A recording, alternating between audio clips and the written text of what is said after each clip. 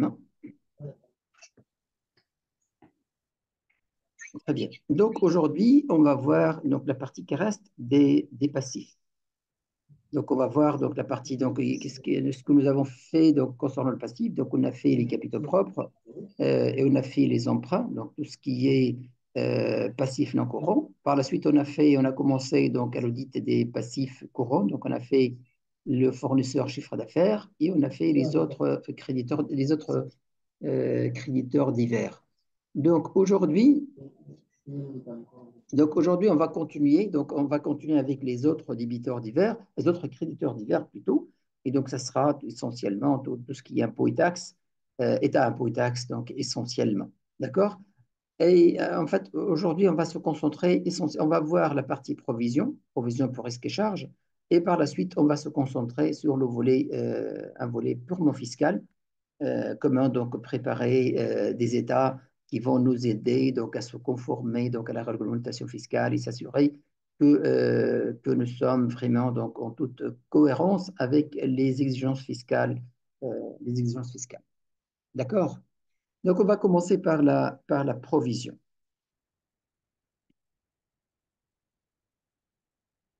Là, la provision qu'on voit, en fait, si vous vous souvenez, en fait, on a parlé de deux types de provisions. On a parlé de la provision pour dépréciation, et cette provision pour dépréciation, ça concerne tout ce qui est éléments d'actifs. Donc, tout ce qui est immobilisation, tout ce qui est stock, tout ce qui est créance, tout ce qui est compte financier. Là, on parle de provision pour dépréciation. En fait, dépréciation des éléments d'actifs. D'accord? Et lorsqu'on parle de provision pour risque et charge, là plutôt on parle des éléments, les éléments de passif. D'accord? Et donc la provision pour dépréciation, c'est quoi en fait? En quoi en fait elle va servir? La provision pour dépréciation pour les éléments d'actifs, elle va servir à éviter une surévaluation des éléments d'actifs. C'est-à-dire donc un stock qui est valorisé par exemple pour 200 000 euros alors que la valeur sur le marché est 190. Donc qu'est-ce qu'on doit faire? On doit constater une provision pour dépréciation de ce stock-là pour le ramener la valeur nette du stock donc à 190. C'est-à-dire on va faire une provision pour dépréciation pour 10 000. Et donc, au niveau de notre actif, on va trouver les stocks et en dessous, on va trouver la provision donc en 6 mois pour 10 000. Et de cette façon, on a 200 000 moins 10 000, on a 190 000. D'accord? Donc, la provision pour dépréciation, elle nous permet d'éviter une surévaluation de nos éléments d'actifs. Alors que la provision pour risque et charge, qu'on a dit qu'elle concerne en fait les éléments de passif, c'est une provision qui va nous permettre d'éviter une sous-évaluation de nos éléments de passif.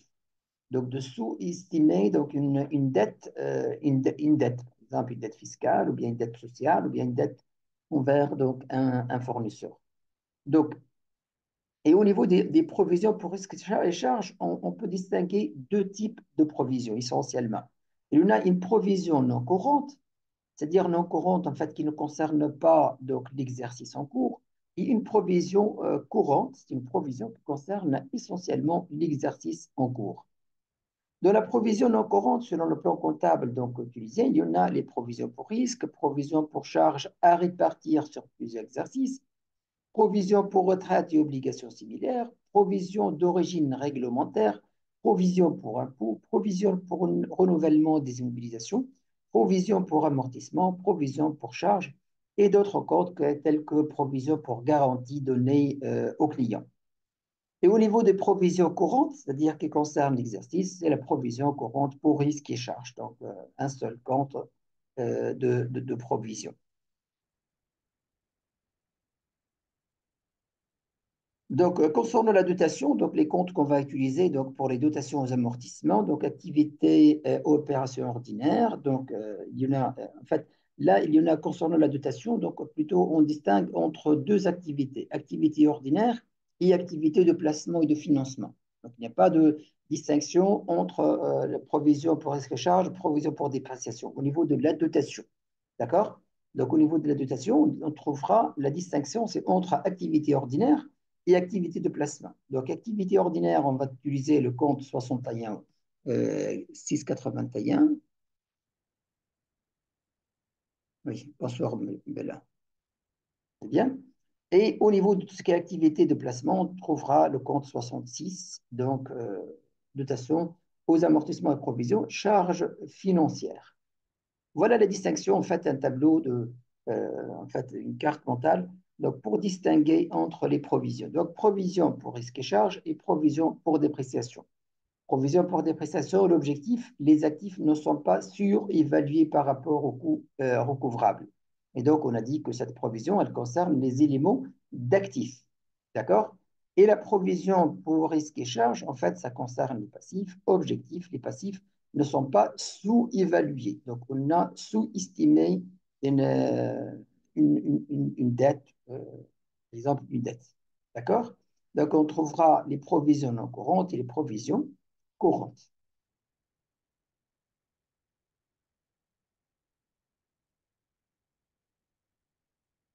Là, des écritures, en fait, par exemple, pour la provision pour titre, provision financière. Donc, on utilisait là les comptes 68.6, dotation à provision pour dépréciation des éléments financiers et provision pour dépréciation de placement courant. Ça, c'est un élément d'actif. La reprise, donc en cas de reprise, donc on fera donc provision pour dépréciation et reprise sur provision. En cas de vente de titre, on fera donc là le value, s'il y en a charge nette ou bien cession, bien produit net sur cession, et on annulera donc la provision qui est concernée. Pour les créances, donc reclassement, donc ça c'est pour les créances. Là, on parle de provision pour dépréciation. Donc, parce qu'on a parlé des titres, qui sont des éléments de l'actif, les créances, qui sont des éléments de l'actif, le stock aussi, qui est un élément d'actif. Là, en fait, je vous ai mis en fait les écritures pour la provision, pour la reprise. Donc, la reprise, donc en cas de baisse, ou bien en cas d'annulation de la provision. Aussi, là, en fait, pour les immobilisations, comment on constate, donc provision, reprise, et en cas de vente de l'immobilisation, quelles sont les écritures donc, à passer.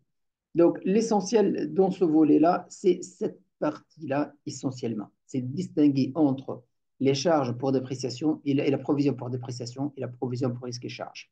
Provision pour dépréciation, elle concerne les éléments d'actifs. Et donc, elle, dans l'objectif, quoi, c'est de ne pas surévaluer nos éléments d'actifs. Et la provision pour risque et charge, elle concerne les éléments de passifs.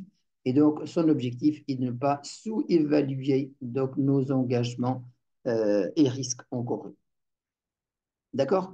Est-ce qu'il y en a des questions à propos? Donc, c'est la provision, la provision. Là, en fait, j'ai voulu faire une juste petite présentation et par la suite, maintenant, on va faire donc l'audit de la provision. Donc, comment on audite donc nos provisions? Donc, comment on fait l'audit des provisions pour risque et charge? Maintenant, on parle des provisions pour risque et charge. D'accord? Donc, on va voir maintenant donc les provisions donc pour risque et charge. Donc,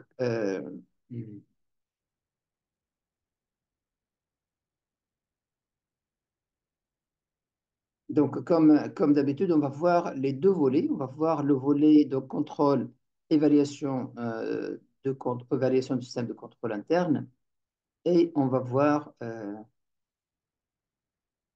le contrôle des comptes.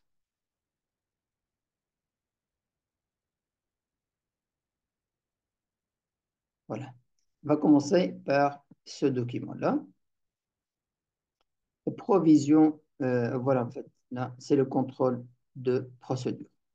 Donc, contrôle de procédure. Donc, on commencera par la compréhension et la documentation. Donc, donc, on doit obtenir donc, la politique comptable de notre entreprise relative aux provisions pour risques et charges. Donc, ces documents peuvent inclure des manuels comptables, des directives internes et des notes de politique comptable. Donc, vérifier que ces politiques sont conformes aux normes comptables applicables telles que les ISAS 37 et les normes locales pertinentes. Donc là, en fait, comme je vous dis, c'est la partie évaluation du système de contrôle interne. Évaluation, donc contrôle des procédures. Donc, on va contrôler l'application de procédures et les contrôles donc, prévus donc, sur les procédures. Donc, on va analyser la politique, analyser donc, les critères de reconnaissance des provisions. Donc, certainement, dans une politique, de politique donc politique comptable, de la constatation par exemple pour la provision. Donc certainement, on commencera toujours par la reconnaissance, c'est-à-dire donc comment on identifie en fait les événements qui déclenchent en fait la reconnaissance de provision. Donc le déclenchement de la reconnaissance de provision, comment ça se fait. Donc examiner les méthodes de mesure de provision, comprendre comment le montant de provision sont estimés et ajustés, ça en examinant la méthode de mesure. Donc il y en a reconnaissance, l'examen, la mesure, et par la suite vérifier les procédures de comptabilisation de provision. Donc on a identifié, par la suite on a mesuré, et par la suite on a comptabilisé. Donc et ça, en fait, ce sont les trois éléments essentiels de la politique comptable euh, de n'importe quelle chose. En fait, tel qu'exemple là, c'est la provision. Donc identification, mesure et comptabilisation. Donc, documentation des procédures, en fait, examiner les procédures internes, examiner les procédures internes de l'entreprise pour la création, l'ajustement et la révision des provisions. Cela peut inclure les procédures opérationnelles standards, des manuels de procédures ou des directives internes. Comprendre les étapes de procédure de provisionnement, donc de l'identification de risques à l'enregistrement des provisions dans les comptes comptables. Donc, on doit comprendre comment donc l'entreprise, comment donc, elle fait pour les provisions. Donc, de la reconnaissance de la provision, la mesure de la provision et par la suite la comptabilisation de la provision. Identification des parties prenantes, identifier le rôle et la responsabilité des différentes parties prenantes dans le processus de provisionnement, donc y compris le département de comptabilité, la direction, le conseil juridique et les autres experts. En fait, on doit déterminer le rôle et la responsabilité des différentes parties prenantes. Donc, on a un process de constatation de provision, en fait, de reconnaissance, de mesure et de comptabilisation. Donc, on doit voir donc, ce process-là de l'identification jusqu'à la comptabilisation, quelles sont les personnes intervenantes et quelles sont les personnes responsables. Par exemple, on dira, par exemple, au niveau de la comptabilité, c'est le comptable. Pour les mesures, c'est par exemple le service juridique ou bien la direction financière, et ainsi de suite. En fait, donc on doit déterminer donc, le rôle et la responsabilité de chaque partie. On va commencer par l'identification des provisions. Donc la procédure donc, commencera certainement par l'identification de la provision. Donc, liste des provisions existantes, donc compilation des provisions, obtenir une liste complète des provisions pour risques et charges enregistrées dans le compte de l'entreprise. Et ça, en fait, on va le trouver dans les comptes comptables. Donc, classer les provisions par nature, telles que les provisions pour litiges juridiques, pour garanties données aux clients, pour restructuration et ainsi de suite. En fait, on va classer les provisions par nature. Analyse des variations. Donc maintenant, on va voir, donc on va comparer les soldes de clôture de provision de la période précédente pour identifier les variations significatives. On va examiner les raisons de nouvelles provisions. Donc toute provision nouvellement donc, constatée, on va examiner les raisons de cette nouvelle provision. Et les raisons des ajustements. Donc si on a un ajustement au niveau de la provision, c'est-à-dire on a augmenté la provision, donc on était à 100 000, on a passé à 110 000, donc on va examiner les raisons de l'ajustement. Aussi, les raisons de reprise. Donc, si on a trouvé, par exemple, pour l'entreprise, elle a repris des provisions, c'est-à-dire elle a constaté une provision, par exemple, pour 100 000, et par la suite, elle a baissé à 70 000. Et donc, la reprise de provision aussi, donc on doit examiner les raisons de la reprise et s'assurer qu'elles sont justifiées et documentées. Donc, toutes ces actions-là, donc que ce soit donc la constatation de nouvelles provisions, l'ajustement ou la reprise, doivent être justifiées et documentées. On a dit par la suite, en fait, on va commencer par l'identification, la reconnaissance, et par la suite, il viendra l'étape de l'évaluation. Donc, comment on va évaluer, comment la provision il est évaluée. Donc, on va voir le process d'évaluation des estimations et des provisions. D'accord? Donc, évaluation des estimations, revue des estimations de gestion, donc examiner les bases de calcul. Donc, examiner les bases de calcul de provision pour chaque catégorie de provision. Donc, cela peut inclure les modèles financiers, des calculs d'actuaires ou bien des estimations de coûts futurs. Donc, évaluer la rationalité et les justifications des hypothèses utilisées pour l'estimation. Par exemple, taux de sinistre, coût de litige probable. Donc là, par exemple, je reviens à l'exemple qu'on a vu, je pense, une fois, par exemple, pour le risque de garantie donnée au client. Donc, si vous vous souvenez, on a pris l'exemple de la vente des climatisations, donc des climatiseurs. Donc, on a dit que notre entreprise est spécialisée dans la vente de climatiseurs et notre entreprise, elle donne une garantie d'une année, par exemple, sur les climatiseurs vendus. Et donc, on a vu comment le traitement de la garantie qu'on a donnée au client, et on a vu en fait que l'entreprise, qu'est-ce qu'elle doit faire? Elle doit constater une provision pour cette garantie. Mais le problème, c'est que comment calculer cette provision pour garantie? Et on a vu en fait, on a parlé d'une chose, on a dit que l'entreprise, elle va se baser sur les statistiques de retour. Et une garantie, c'est quoi? En fait, je garantis qu'en cas de retour de climatiseur, donc qui ne fonctionne pas, je vous rembourse. D'accord? Et donc, on va se baser sur les statistiques de retour des années précédentes. Si on trouve donc un ratio, un taux bien déterminé, par exemple, on trouve que le taux de retour elle est de l'ordre de, par exemple, de 5%, en ce moment-là, donc on va prendre, qu'est-ce qu'on va faire? On va provisionner 5% de notre chiffre d'affaires. Donc 5% de chiffre d'affaires sera provisionné, donc sera provisionné comme étant une provision de garantie donnée au client. Et donc là, en fait, notre mission, c'est quoi? Notre mission, c'est d'évaluer donc comment donc les calculs sont faits. Donc, on va examiner ces bases de calcul de provision et voir vraiment donc est-ce que ces bases de calcul sont correctes et sont appliquées ou pas. Par exemple, on a trouvé que durant les 3 dernières années, le taux il est de 5%, mais quand je fais mes calculs pour vérifier est-ce que l'entreprise donc, elle a appliqué vraiment ce taux de 5%, j'ai trouvé que l'entreprise elle a appliqué que 3% seulement. Et donc là, en fait, c'est un défaut d'application de procédure et c'est une provision insuffisante qui a été constatée. D'accord? La même chose, par exemple, pour les taux de sinistre ou bien les coûts de litige probables. Donc là, par exemple, on peut se baser sur les experts judiciaires, sur les avocats, sur les avis des avocats, et ainsi de suite. Donc, l'essentiel que l'évaluation doit être basée sur des critères bien déterminés. En fait, c'est pas n'importe comment. En fait, elle doit se rapprocher de subjectivité au maximum possible. Validation des hypothèses vérifie que la pertinence des hypothèses sous-jacentes aux estimations, par exemple, pour les litiges juridiques, examiner les avis juridiques et les probabilités de résultats défavorables. Comparer les hypothèses aux données historiques et aux benchmarks de l'industrie pour s'assurer de leur cohérence. Donc, on doit se comparer donc, à tout ce qui est standard. Par exemple, on a un standard par exemple, d'activité. On dit que, par exemple, on a des, par exemple, on reprend le même exemple de risque de retour ou bien de garantie donnée. Donc, on a, par exemple, secteur d'activité de climatisation. Donc, il y en a toujours un retour de l'ordre de 7%, par exemple, sur le marché.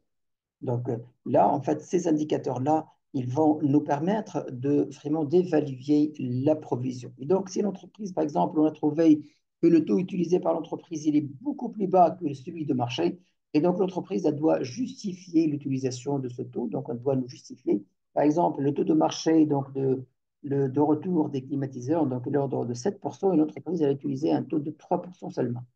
Et donc là, on doit vraiment donc vérifier sur l'historique de l'entreprise et pourquoi l'entreprise elle a pas adapté ce taux standard. Peut-être elle peut argumenter que sur la base de son historique, donc et la qualité des climatiseurs qu'elle vend, les retours réalisés durant les 2 exercices précédents ou les 3 exercices précédents, c'était que 3%. Donc là, c'est argumenté, c'est justifié. Et donc, on doit argumenter, on doit justifier toutes, toutes ces divergences par rapport au standard, par exemple, par rapport au standard d'activité. D'accord?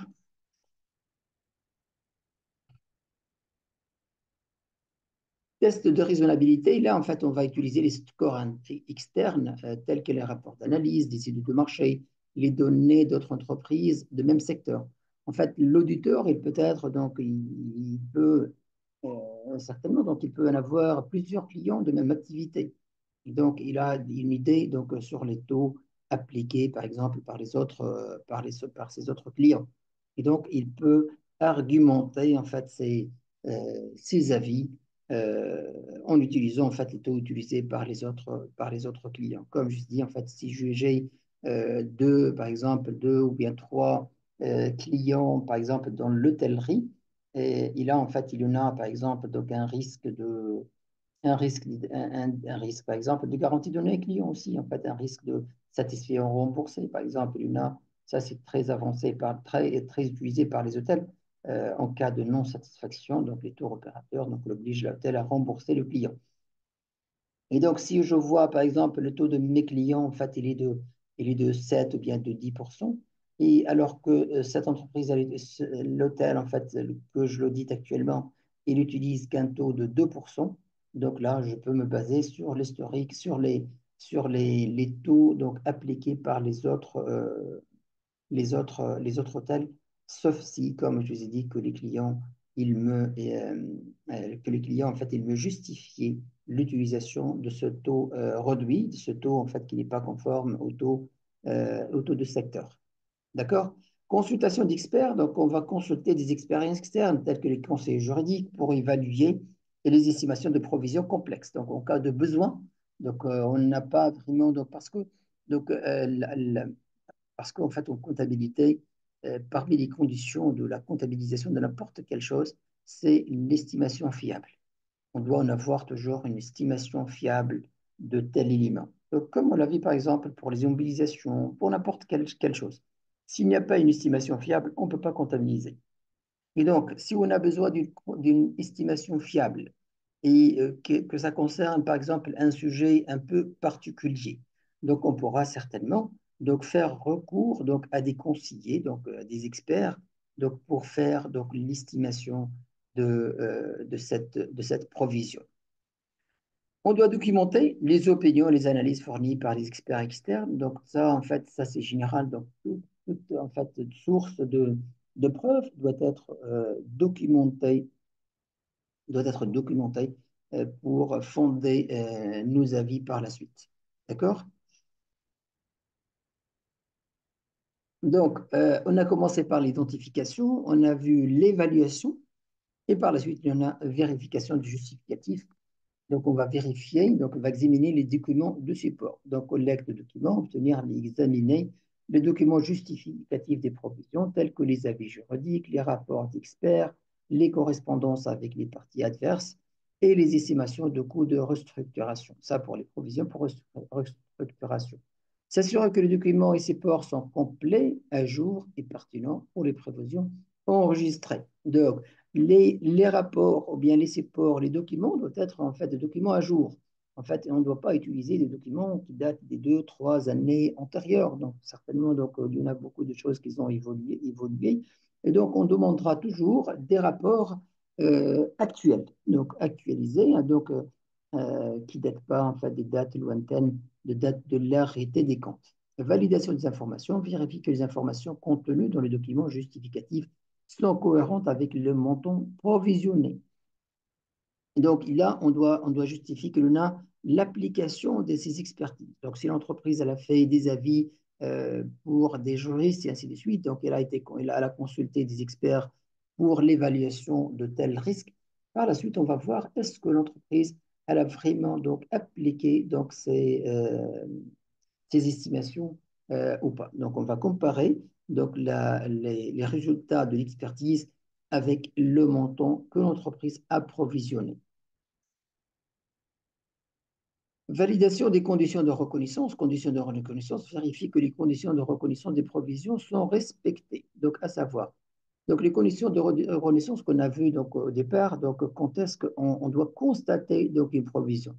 Donc là, les provisions doivent être constatées sous ces conditions-là. Donc là, il y en a une obligation actuelle découlant d'un événement passé. Il est probable qu'une sortie de ressources, c'est-à-dire de l'argent représentatif d'avantages économiques, sera nécessaire pour régler l'obligation.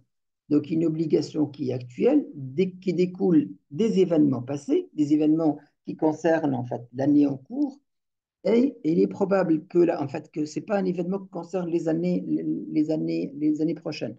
Donc les années en fait, qui concernent donc l'exercice l'exercice en cours.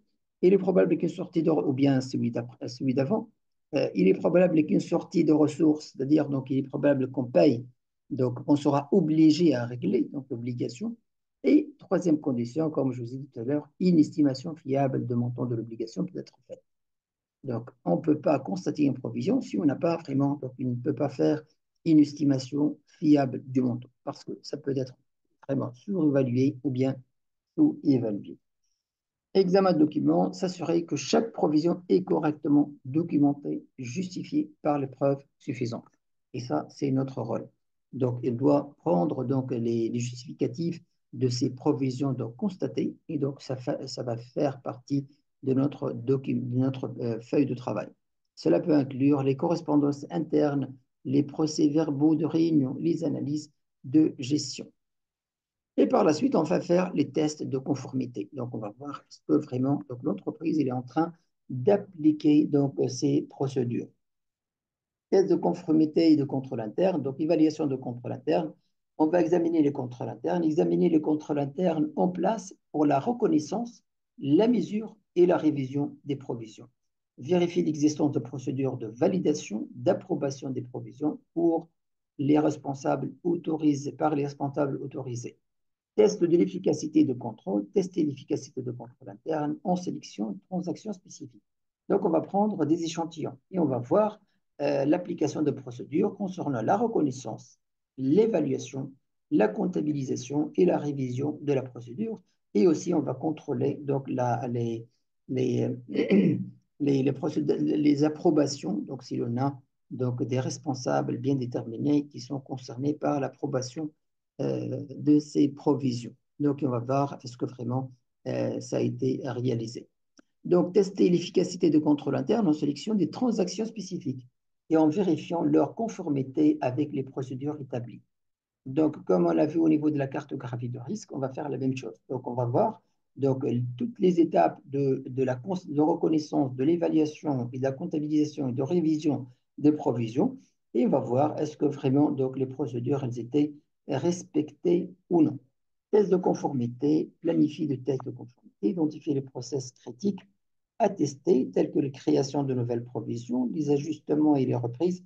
Et là, en fait, on va se baser, comme d'habitude, sur le rapport de commissaire aux comptes de l'année dernière et sur les rapports de celui de contrôle interne pour voir quelle est la partie la plus critique donc, concernant donc, la provision. Est-ce que c'est la phase de reconnaissance? Est-ce que c'est la phase de l'évaluation? Est-ce que la phase de révision ou bien la phase de comptabilisation? D'accord? Donc, est-ce que les process, en fait, le process de reconnaissance, ou bien l'évaluation, ou bien la révision, ou la comptabilisation. Et donc, on va tester de faire des tests sur les procédures qui sont critiques. Donc, effectuer des tests de conformité en sélectionnant un échantillonnage, un échantillon représentatif de provisions, et en vérifiant qu'elles respectent les politiques et procédures internes, documenter les résultats des tests et identifier les exceptions et les non-conformités. Donc, l'objectif à la fin, en fait, c'est quoi? En fait, d'identifier les exceptions, ils étaient donc détectés, et détecter aussi les non-conformités donc, aux procédures. Réévaluation et ajustement. Donc, comme on a dit, en fait, au niveau de l'audit, notre objectif et notre mission ne consiste pas et ne se limite pas donc à détecter des incohérences ou bien non-conformités, mais plutôt nous devons proposer des ajustements pour améliorer le système de contrôle interne de l'entreprise. Donc, identification des événements pertinents, donc examiner les événements postérieurs à la clôture qui pourraient, là, en fait, revue des événements postérieurs à la clôture. Ça, c'est très important aussi. En fait, parce que on va se baser donc à la fin de l'année sur des évaluations, mais par la suite, en fait, nous allons passer à l'entreprise au niveau de l'audit. Nous allons passer au mois de mars, au mois d'avril, au mois de mai. Et donc, certainement, il y a eu des événements qui sont postérieurs. Et donc, s'il y en a des événements postérieurs à la clôture de l'exercice qui vont nous permettre d'ajuster, par exemple, la valeur de la valeur de la provision, Et donc, on doit utiliser ces informations, que ce soit donc pour augmenter la provision ou bien pour baisser la provision. Donc, on va examiner les événements postérieurs à la clôture qui pourraient affecter les provisions enregistrées. Cela peut inclure la résolution des litiges, par exemple, le litige qui a été résolu et donc la provision n'a plus objet d'exister, des nouvelles informations sur le coût de restructuration ou bien changement réglementaire.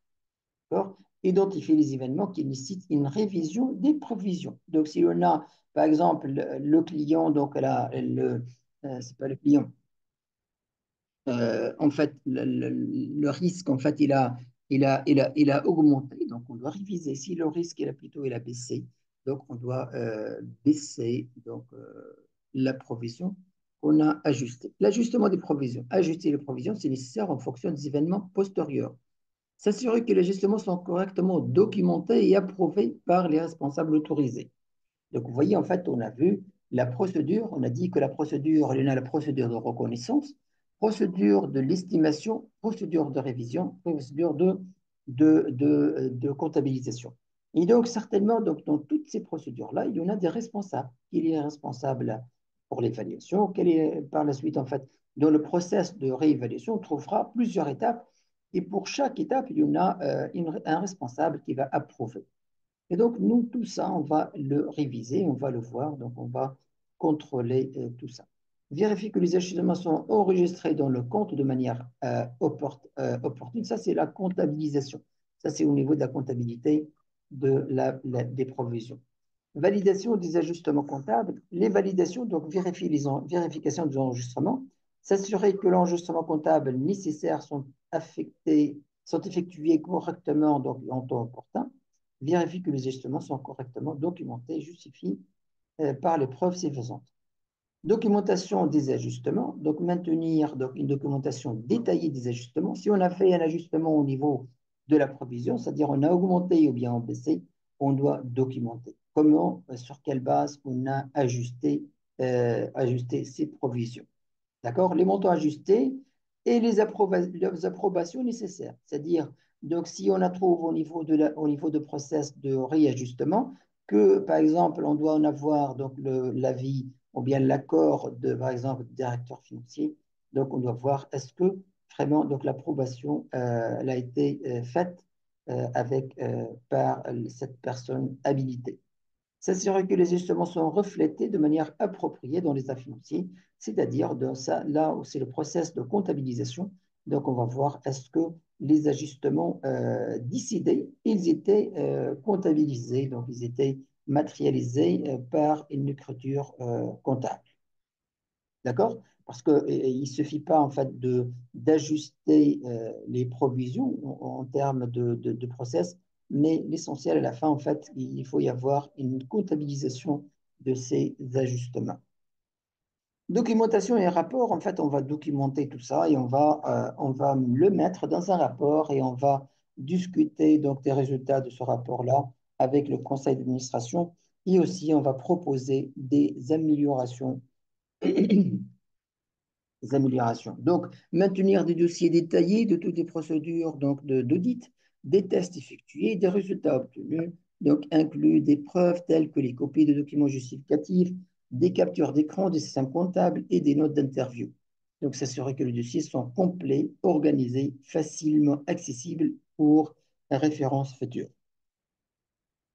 Un résumé des constatations. Donc, on va préparer un résumé de constatations clés, mettons en évidence donc, les domaines non-conformité et les contrôles internes inefficaces. Donc, on va cibler essentiellement ça, en fait, les domaines de non-conformité, si l'on a une conformité donc, aux procédures, et les contrôles internes inefficaces, c'est-à-dire les contrôles internes qui nécessitent des améliorations. Donc, on va analyser les causes de non-conformité et évaluer leur impact potentiel sur l'entreprise. On va préparation de rapport d'audit, format de rapport, on fait suivre le format structuré pour le rapport d'audit incluant. Donc, là, en fait, ce n'est pas le contrôle, ce n'est pas un rapport d'audit, mais une partie du rapport qui concerne les provisions. Donc, incluant une introduction, une méthodologie, les résultats et les conclusions et les recommandations. S'assurer que le rapport est clair, concis et facile à comprendre par la direction. Et ça, c'est général, en fait, en fait, toutes nos correspondances, notre correspondance avec les directions doit avoir ces qualités-là, claires, concis, faciles à comprendre. Recommandations et améliorations, comme on a dit, en fait, il ne suffit pas de détecter donc, des défaillances, de non-conformité de non-conformité ou des insuffisances au niveau de contrôle interne, mais plutôt on doit faire des recommandations d'amélioration. Donc on va proposer des recommandations spécifiques pour améliorer le contrôle interne et les process de provisionnement. Donc inclure les suggestions pour la mise en œuvre de recommandations et offrir de l'assistance pour suivre les actions correctives. Communication avec la direction. Donc, on a dit que, donc, à la fin, en fait, ce rapport-là, en fait, il fait partie qu'on appelle la lettre de direction, une lettre qu'on va communiquer à la direction. Présenter le rapport de direction pour discussion, et ça se fait, en fait, une seule. Et ça se fait en fait lorsqu'on termine en fait l'évaluation du système de contrôle interne, et ce n'est pas procédure par procédure, mais dans notre lettre de système de contrôle interne, on va mettre une partie qui concerne donc les provisions, mais on va discuter ça avec la direction, discuter les constatations et les recommandations et établir un plan d'action pour mettre en œuvre les améliorations nécessaires. D'accord? Et là, en fait, c'est l'évaluation du système de contrôle interne et l'évaluation de conformité donc, aux procédures qui concernent les provisions. On va voir maintenant plutôt la partie contrôle des comptes. Donc là, on a parlé de la partie, de la partie donc, évaluation du système de contrôle interne et contrôle des procédures. Maintenant, on va voir la partie contrôle des comptes. Concernant le contrôle des comptes des provisions, qu'est-ce qu'on doit faire? Est-ce que vous avez des questions?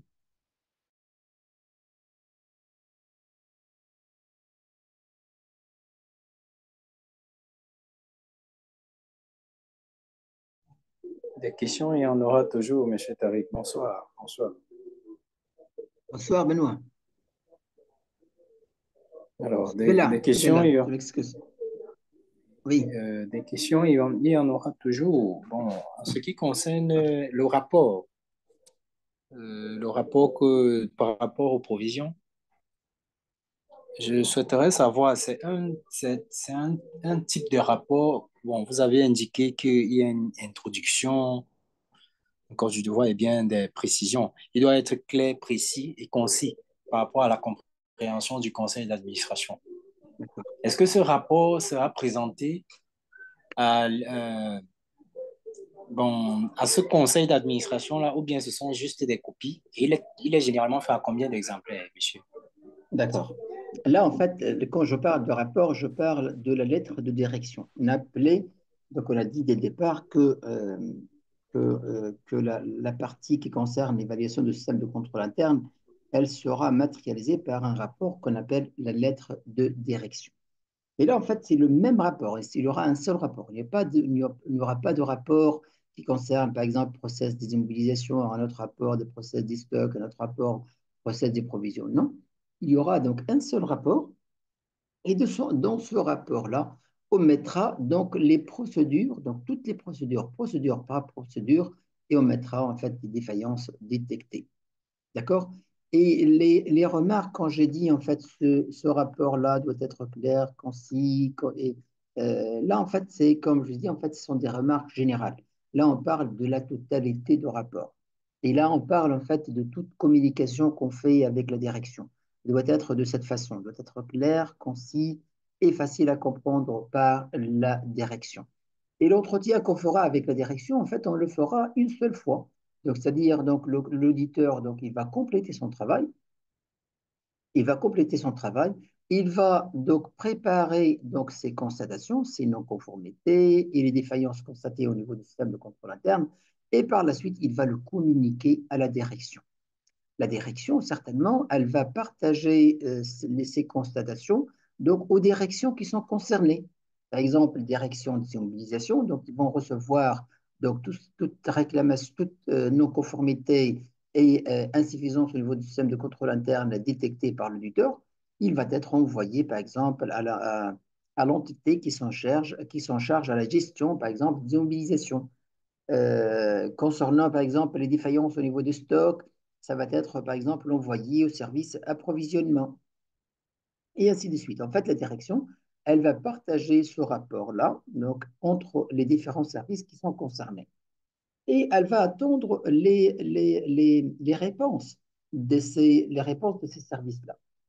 Et lorsqu'en fait la direction, elle reçoit les réponses de direction, elle va envoyer les réponses au commissaire aux comptes.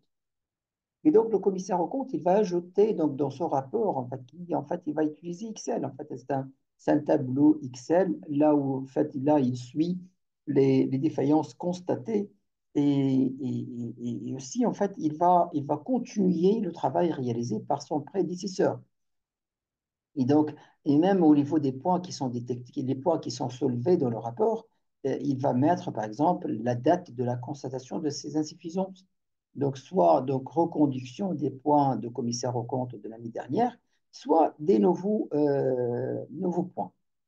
Donc, et donc, devant chaque point, donc, il va ajouter donc, la colonne là où il va mettre la réponse de la réponse de service concerné. D'accord? Et donc, le commissaire aux comptes, s'il est convaincu de la réponse de service concerné, il va enlever le point. Donc, il ne va plus le mettre le point, il va dire que ce point donc, elle a été donc, enlevé suite donc, à la réponse de direction que je vois convaincante. D'accord? Par contre, si le commissaire aux comptes n'est pas convaincu par la réponse de réponse de service concerné, donc il va maintenir donc, le point mais, mais aussi, en fait, il va mettre l'argument et la réponse de service concerné. C'est-à-dire, au niveau de la lettre de direction, on trouvera les points évoqués, on va trouver donc le risque et on va trouver aussi l'argument et la justification, l'argument, en fait, la réponse plutôt de service concerné. Et là, en fait, pour une transparence et pour laisser en fait le lecteur, quand il va lire aussi bien le point évoqué par le commissaire aux comptes que les réponses donc évoquées aussi par le service concerné. Donc, c'est ça, en fait, le rapport de direction. Donc, et à la fin, donc, tout ça, en fait, on a parlé de brouillon de rapport de direction. Et à la fin, en fait, quand il reçoit, en fait, les réponses et il ajoute, en fait, il enlève les points, comme je vous ai dit, qu'il est convaincu qui sont des réponses bien argumentées et maintenir les réponses qui ne sont pas argumentées ou bien qu'il voit, donc, il faut maintenir donc, ce point-là. Et donc, il va y mettre son rapport définitif. Donc, sa lettre définitive qu'il va l'envoyer donc à la direction, euh, au conseil d'administration, euh, parce que c'est une lettre qui est destinée au conseil d'administration. D'accord? Concernant le nombre d'exemplaires, en fait, il peut envoyer autant d'exemplaires donc, qu'il est demandé, mais en général, en fait, on mettra donc juste un seul exemplaire et à l'entreprise, en fait, de faire des copies qu'elle veut. D'accord? D'accord, c'est bien compris, monsieur. D'accord. Très bien. Merci. Excellent, excellent. Donc maintenant, on va voir une autre partie, la partie concernant la provision, la partie des contrôles des comptes. D'accord?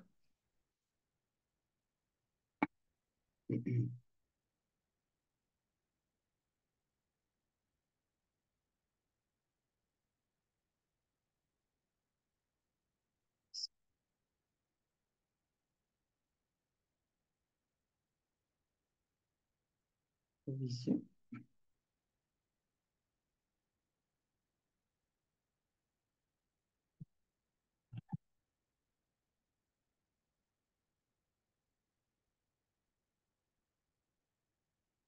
Ah, c'est pas ça.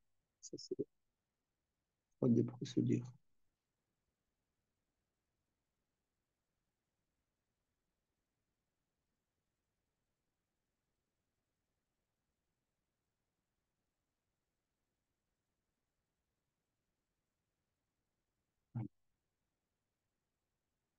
Ok.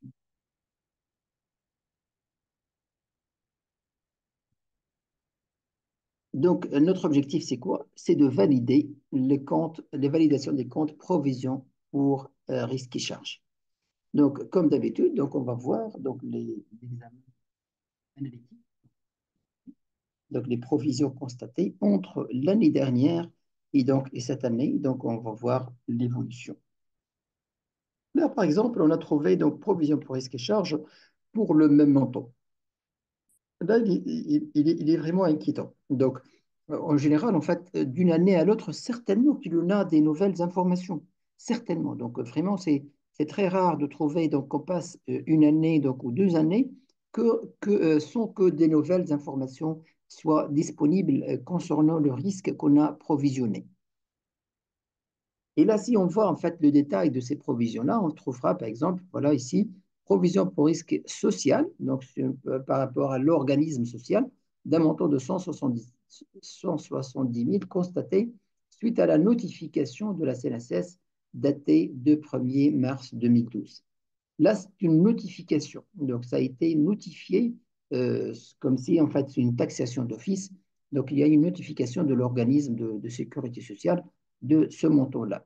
Une provision pour risque fiscal d'un montant de 200 000 constaté en 2014 suite à un contrôle fiscal en cours et une provision complémentaire pour risque et charges, pour risque social pour le montant de 25 000 constaté suite à une notification de la CNSS en 2017.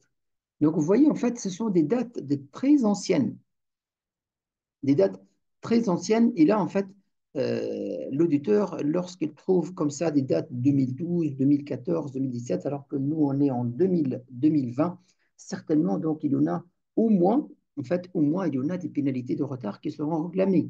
Donc, ça, c'est une notification. La notification réalisée par la CNSS, en fait, et par le service de contrôle de l'administration fiscale, quand elles font des notifications, ça pour arrêter la prescription. Parce que vous savez qu'il y en a, en général, là, en fait, c'est standard dans toute législation, il y en a ce qu'on appelle la prescription. La prescription, c'est-à-dire les exercices que l'administration fiscale ou bien l'administration sociale, elle ne pourra pas, elle ne pourra pas en revenir euh, à cause de la prescription du temps. C'est-à-dire, par exemple, en Tunisie, on a la prescription, elle est de 4 ans. Donc, si on dépasse en fait les 4 exercices, donc on ne pourra pas demander. Par exemple, là, on est en 2024, donc il reste 23, 22, 21 et 20. Et donc, les années, par exemple, 2019, 18, 17, ils sont prescrits. C'est-à-dire, l'État ne peut plus demander donc elle ne peut pas, elle peut plus vérifier ces années-là. Et donc, pour éviter cette prescription, l'administration fiscale se trouve dans des situations là où il n'est pas capable de faire de contrôle de certaines entreprises. Qu'est-ce qu'elle fait? Avant la prescription, c'est-à-dire chaque 4 ans par exemple, elle va envoyer une notification.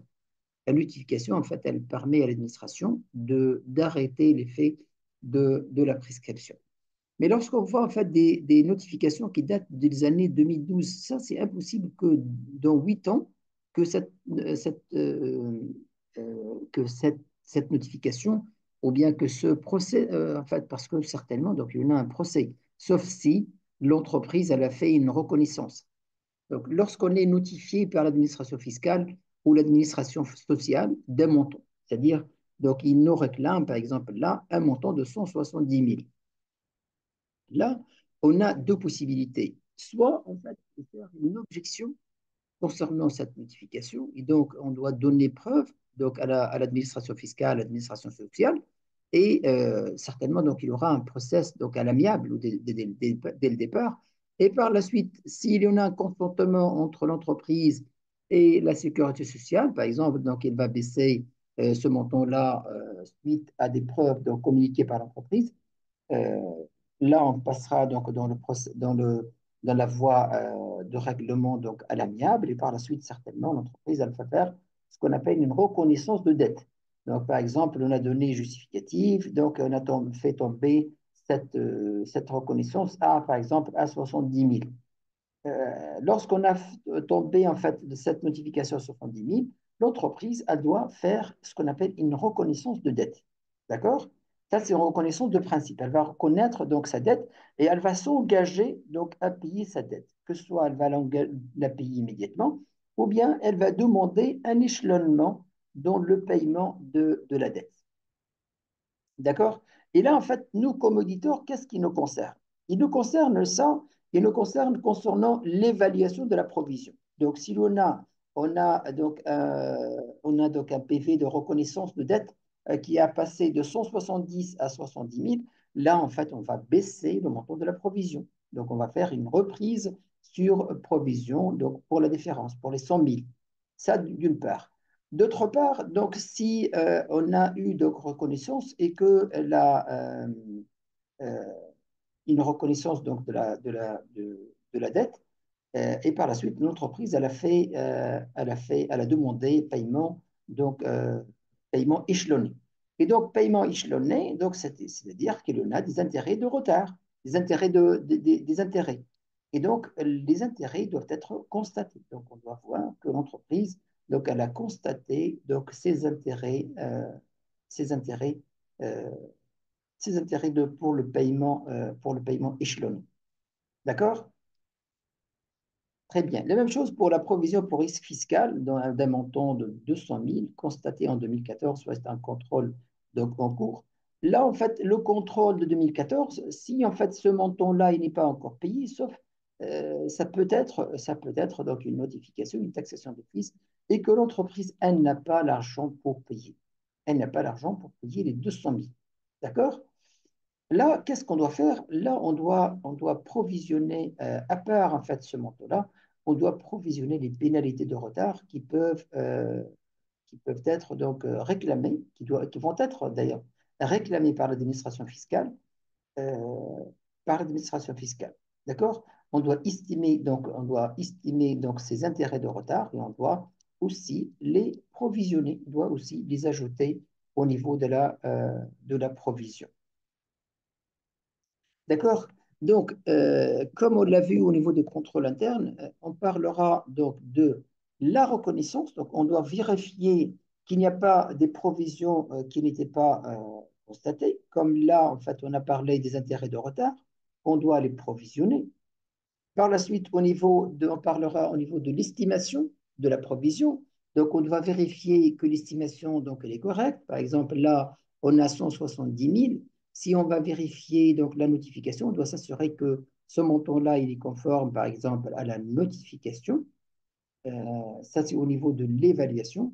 Par la suite, au niveau de la révision, donc, comme je vous ai dit, si l'on a trouvé donc, un champ d'entente de baisser donc, cette provision donc, à 70 000, et donc on doit vérifier ça avec donc, l'accord qu'on a signé donc, avec la CNSS, ce qu'on appelle la reconnaissance de la dette. Et par la suite, la comptabilisation de tous ces événements, donc que ce soit la comptabilisation de la notification, donc il y en a un risque social, donc on doit le comptabiliser, on doit constater la provision. Aussi, concernant donc la variation, donc la modification de la valeur, donc quand on a baissé la provision, donc c'est-à-dire l'accord qu'on a signé avec l'organisme social pour baisser cette dette, donc c'est-à-dire la reconnaissance de dette qu'on a fait, aussi on doit s'assurer que ça a été comptabilisé. D'accord? Donc, on doit vérifier toutes ces étapes-là, reconnaissance, évaluation, révision et comptabilisation. D'accord? Là, pour les provisions pour risques et charges, ça, c'est le plan comptable donc, tunisien. Donc, on trouvera donc, les provisions pour litige, les provisions pour garantie donnée aux clients. Ça, c'est comme on a parlé des garanties après-vente. Provision pour perte de marché, achèvement donc futur, provision pour amende et pénalité. La provision pour amende et pénalité, on va l'utiliser comme dans notre cas, si l'entreprise, par exemple, là, en fait, on a parlé des notifications qui datent de 2017, donc là, en fait, de 2014 ou bien de 2017, et donc certainement, il y en a des pénalités de retard qui étaient donc qui étaient ajoutées donc au compte de cette entreprise. Et là, on parle des provisions pour amende et pénalités. Provision pour perte de change. Là, en fait, on parle des provisions non courantes pour perte de change. Là, on a vu, si vous vous souvenez, en fait, on a parlé des provisions pour perte de change pour les emprunts en monnaie étrangère. Euh, Quand on a dit on doit amortir et donc on doit répartir le risque de change des emprunts à long terme sur la période de remboursement et ne pas la constater à la fin au moment de remboursement. Autre provision pour charge, par la suite, provision donc, pour grosse réparation. En fait, ça concerne la famille des provisions à charge répartir, provision pour retraite et obligations similaires, provision pour d'origine réglementaire, provision pour impôts, provision pour renouvellement de civilisation, provision pour amortissement, autre provision pour charge. Là, en fait, on a terminé donc, le volet provision. Est-ce que vous avez des questions sur ce volet de provision?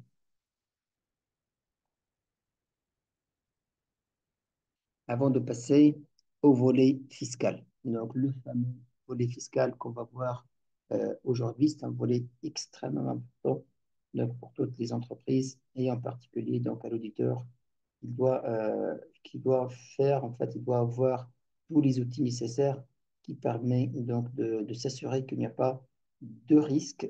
Il n'y a pas de risque. Donc, il a en fait, ça touche les provisions et aussi en fait le risque de calcul ou bien le risque de conformité. Donc, il n'y a pas de risque de conformité par rapport aux obligations fiscales. Donc, on va passer donc, au volet fiscal. Là, on va voir en fait des documents qu'on pourra utiliser donc, et qu'on pourra demander. Donc, si l'entreprise elle ne le fait pas, nous, on pourra donc les réaliser. Et donc, ça, c'est très, très, très important. Voilà. Là, en fait, qu'est-ce qu'on fait? Donc là, je vous parle en fait de la législation tunisienne et en fait, c'est une législation qui est inspirée en fait de la législation française. Et d'ailleurs, en fait, les déclarations qu'on va voir et les impôts et taxes qu'on va voir sont, je pense, qu'ils sont standards donc, dans la majorité des pays francophones. Donc là, en jaune, en fait, j'ai mis toutes les déclarations mensuelles, les déclarations des obligations fiscales de l'entreprise. Là, quand vous trouvez DM, ça, c'est la déclaration mensuelle du mois 12. Ça, c'est la déclaration mensuelle du mois 10. Ça, c'est la déclaration mensuelle du mois 8, 9, 7, jusqu'à donc jusqu'à mois de janvier. Dans chaque déclaration, ça, c'est le modèle de déclaration donc, en Tunisie. Là, on met déclaration mensuelle d'impôt, on met l'année, on met le mois, on met la matricule fiscale de l'entreprise et on met là, en fait, quelles sont les taxes qui sont concernées. Là, vous voyez, en fait, qu'est-ce qu'on a rempli. La, la, première, la première partie, ça concerne les retenues à la source. Et donc, ça, c'est les différentes retenues à la source. Donc, on fait, que ce soit les retenues qu'on fait sur les salaires, sur les honoraires, sur les marchés, sur les factures, et ainsi de suite. Là, tout ce qui est taxes de formation professionnelle, c'est parce que vous voyez bien ça.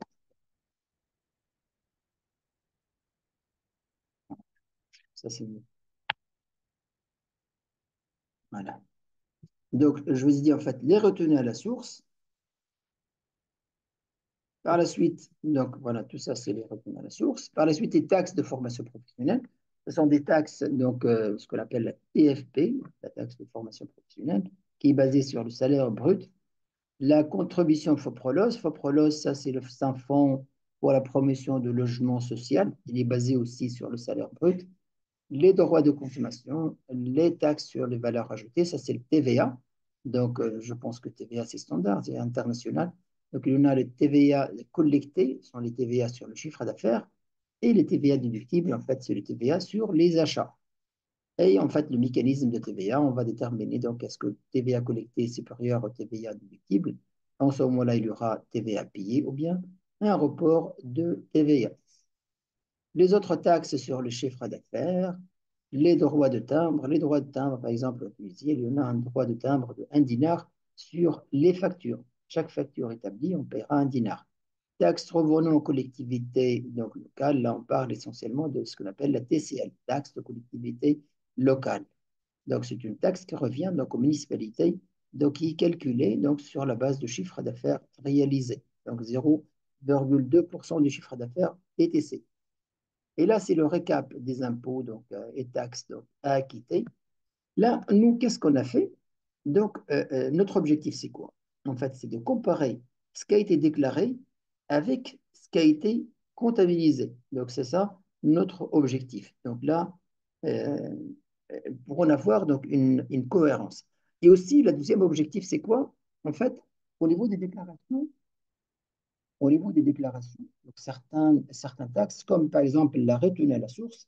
La retenue à la source, ce n'est pas une taxe, mais c'est une retenue que l'entreprise doit le faire et elle doit la reverser donc à l'administration fiscale.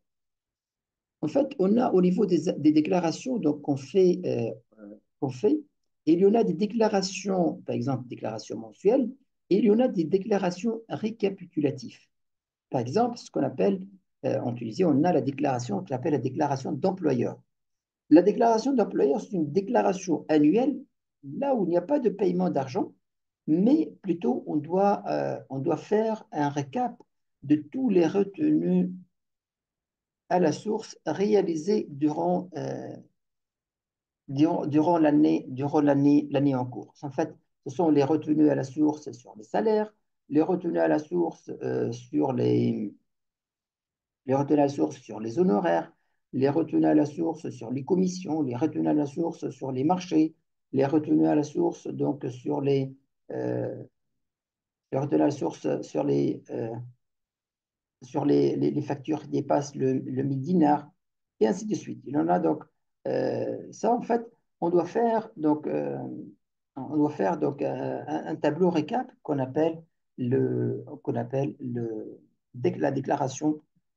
la déclaration d'employeur. D'accord? Donc, la déclaration d'employeur, c'est une déclaration qui récapitule toutes les déclarations, toutes les retenues à la source réalisées durant les mois. Donc là, en fait, ce qui était en jaune, ça, tout ce qui est déclaration fiscale. Tout ce qui est en vert, là, j'ai récapitulé, en fait, tous les mois. Donc, vous allez trouver le mois de janvier, février, mars, avril, mai, juin, juillet, août, septembre, et ainsi de suite. Là, vous allez trouver toutes les retenues. Retenues sur salaire, les retenues des autres retenues. Donc là c'est la retenue 15%, retenue 5%, retenue 1,5%, retenue 5%. En fait, ça, c'est des retenues sur les honoraires, sur les commissions, sur les courtages, sur les loyers. Donc ça, c'est loyer, 15%. Là, ça a été 15%, maintenant c'est les 10%. Mais ce sont des retenues, en fait, qui ont été appliquées. Et vous voyez là, on a pris tout ça, ça a été pris de quoi? Ça a été pris de la déclaration, de la première déclaration. En fait, qu'est-ce que vous avez à remplir? Vous avez à remplir tout ce qui est en jaune. Donc, même si vous allez adapter ces déclarations donc, à vos pays, donc en fait, vous allez juste adapter ces déclarations et par la suite, ces déclarations récapitulatives qui sont en vert, ils sont remplis automatiquement. D'accord? Là, par exemple, les déclarations de mois de janvier, vous voyez là, les retenues totales de retenue, il est 69 976. Donc, on va trouver au niveau de déclaration au mois de janvier. Voilà.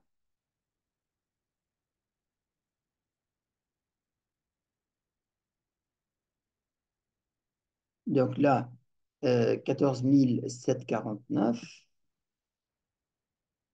On va comparer avec le mois de 12. C'est mieux pour ne pas. Voilà. Ça, c'est le mois de 12. Donc, qu'est-ce qu'on a comme retenue?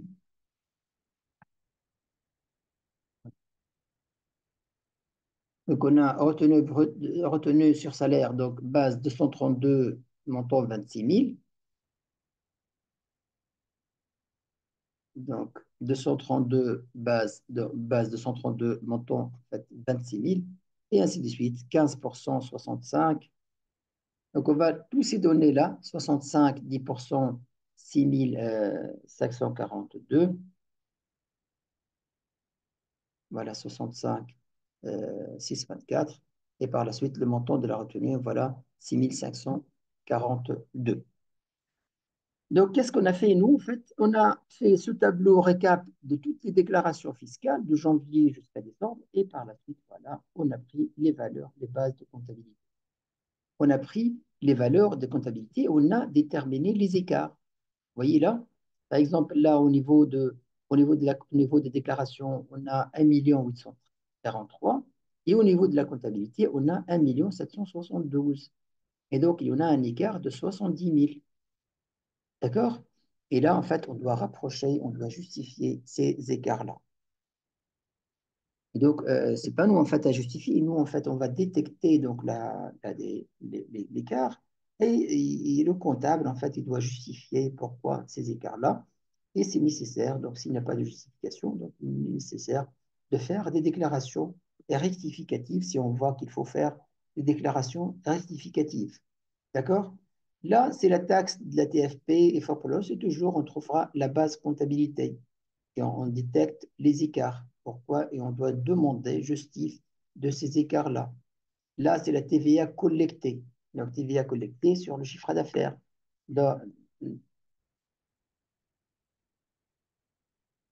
Et la même chose, on mettra en bas comptabilité. Qu'est-ce qu'on a au niveau de comptabilité? Par exemple, là, chiffre d'affaires comptabilité, chiffre d'affaires déclaré, il est de 63 000 et au niveau de la comptabilité, on a 70 000. Et donc, il y en a une différence de 6 840. En fait, le comptable doit justifier ça. Et si nécessaire, comme je vous ai dit, faire une déclaration rectificative. Ça, c'est le TVA déductible, ça est récupérable, ça concerne les achats.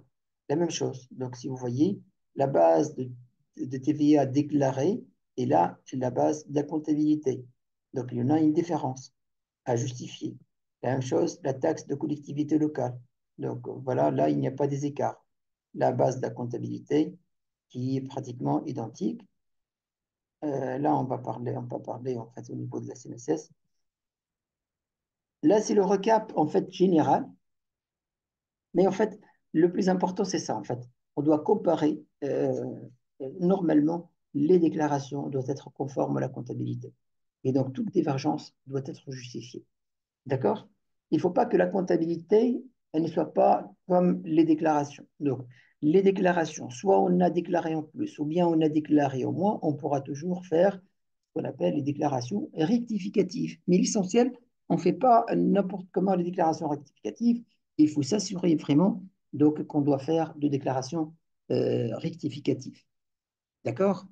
Maintenant, on va passer. Là, en fait, c'est un outil qui va vous permettre, qui va vous aider de n'avoir un outil qui va vous faire une synthèse, donc des déclarations donc, annuelles et la comparer directement avec la comptabilité. D'accord? On passera maintenant à la partie audit de la partie fiscalité. Audit, audit fiscal. Voilà. Voilà. Donc, qu'est-ce qu'on va faire? On va faire le test de retenue à la source par rapport à déclaration d'employeur. Les retenues à la source, là, en fait, comme je vous ai expliqué tout à l'heure, qu'il y en a des déclarations mensuelles. Les déclarations de retenue à la source, elle fait partie des déclarations mensuelles. Et par la suite, il y en a une déclaration annuelle qu'on appelle déclaration d'employeur. Et dans cette déclaration d'employeur, on va mettre, donc on va synthétiser toutes les retenues à la source réalisées durant l'année.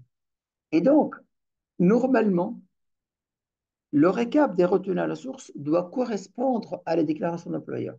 Et ça, en fait, parmi les erreurs qu'il ne faut jamais faire. Parce qu'en fait, c'est quoi en fait? C'est l'état de déclaration d'employeur. Elle est réalisée donc, par donc, l'administration fiscale. Pourquoi? Pour faire des recoupements, pour s'assurer vraiment donc, que la comptabilité que l'entreprise, vraiment, donc, elle maîtrise le volet de retenue à la source. Parce qu'il n'est pas acceptable de trouver des retenues à la source, le montant de retenue à la source déclaré mensuellement différent à la déclaration d'employeur. Et donc là, il y en a un problème. D'accord? Et donc, avant de faire la déclaration d'employeur, il faut vérifier vraiment la bonne correspondance entre les déclarations mensuelles et les déclarations d'employeur. Donc, qu'est-ce qu'on va faire? On va faire ce tableau récap qu'on a vu tout à l'heure. Donc, de toutes les retenues qu'on a déclarées donc, durant donc, l'année. D'accord?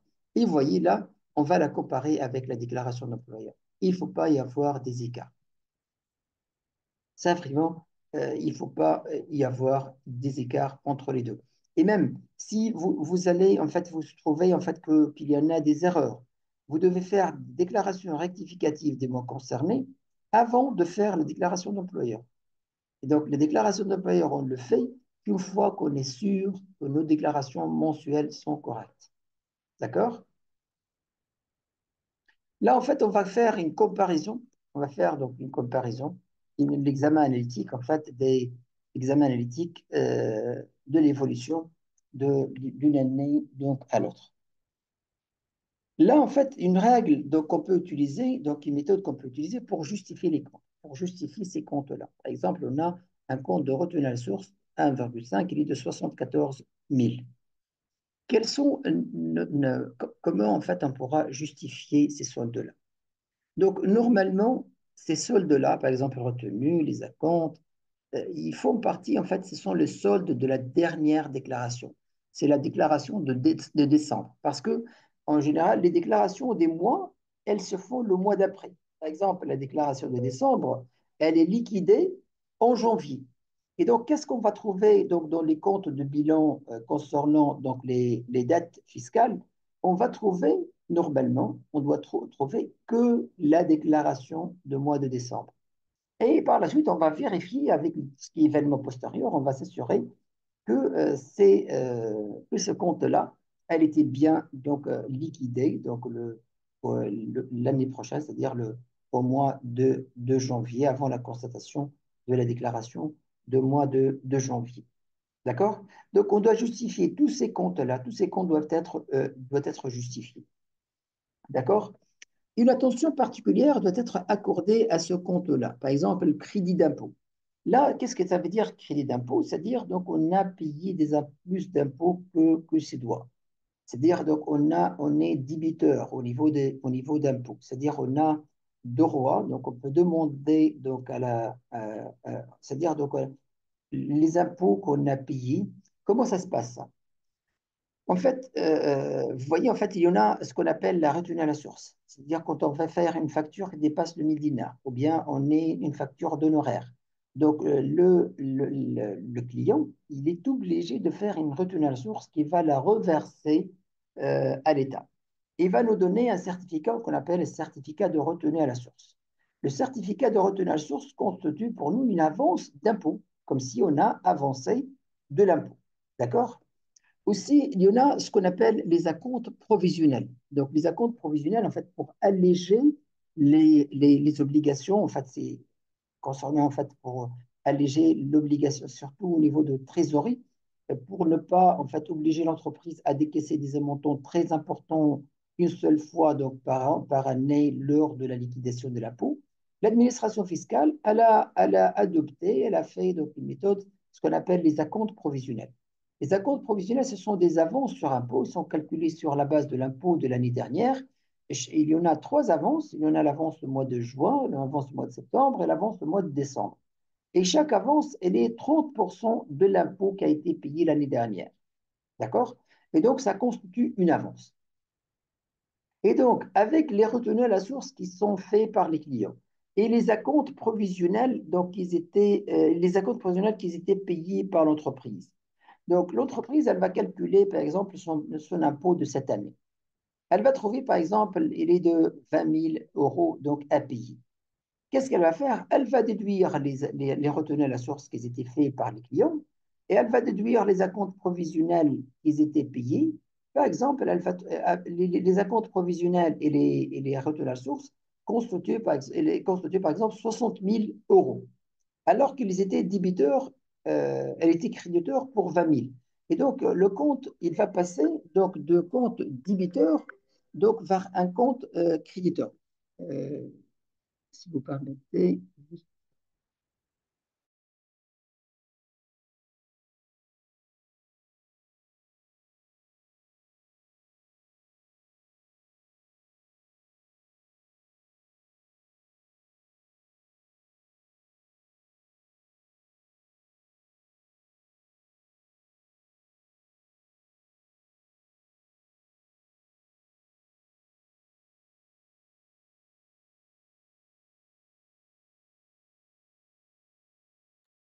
Pardon. Donc, je vous ai dit en fait quand on a calculé donc l'impôt à payer, ça a été 20 000. Et quand on a calculé les avances données, c'est-à-dire la compte provisionnelle, donc on voit là, et les retenues à la source qui étaient faites donc, par les clients. Donc, on a trouvé que ces avances-là constituent 60 000. Et donc, comme si donc, on a payé plus d'impôts qu'elle a été due, donc on a payé 60 alors qu'il est dû que 20. Et donc, on parle là d'un crédit d'impôt, c'est-à-dire euh, C'est-à-dire, donc, on a un paiement de plus concernant l'impôt. Là, l'auditeur, qu'est-ce qu'il doit faire? Il doit vérifier certainement du calcul, en fait, de ce crédit d'impôt, mais en général, ce crédit d'impôt, normalement, la loi, en fait, elle vous donne la possibilité de demander restitution de le crédit d'impôt. D'accord? Surtout lorsque, en fait, un crédit d'impôt qui devient chronique, comme dans notre cas. Par exemple, là, le crédit d'impôt, il est de 532 000 euros, disons. D'accord? Donc, c'est un crédit très important. Et vous voyez, en fait, le crédit, il est en train d'augmenter d'une année à l'autre. Donc, il était 463 et maintenant 532.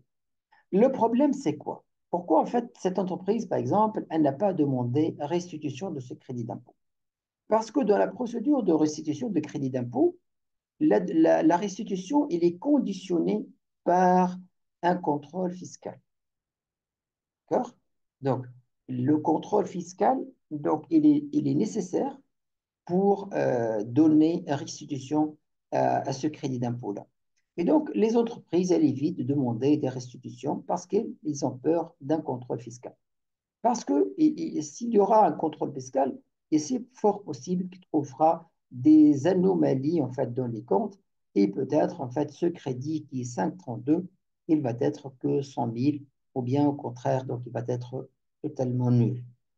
Et donc l'auditeur là en fait il doit s'assurer vraiment de la valeur de 5,32 parce que les 5,32 dans le crédit d'impôt c'est comme étant donc un élément d'actif.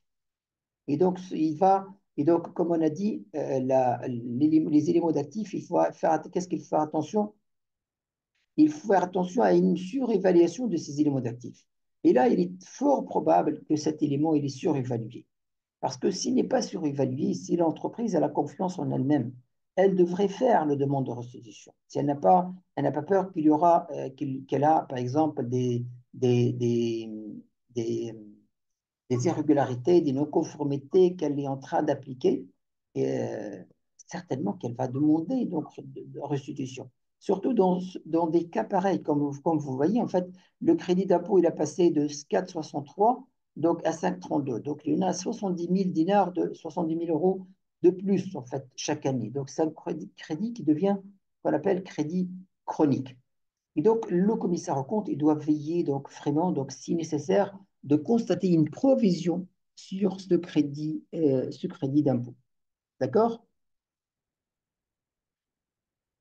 Très bien.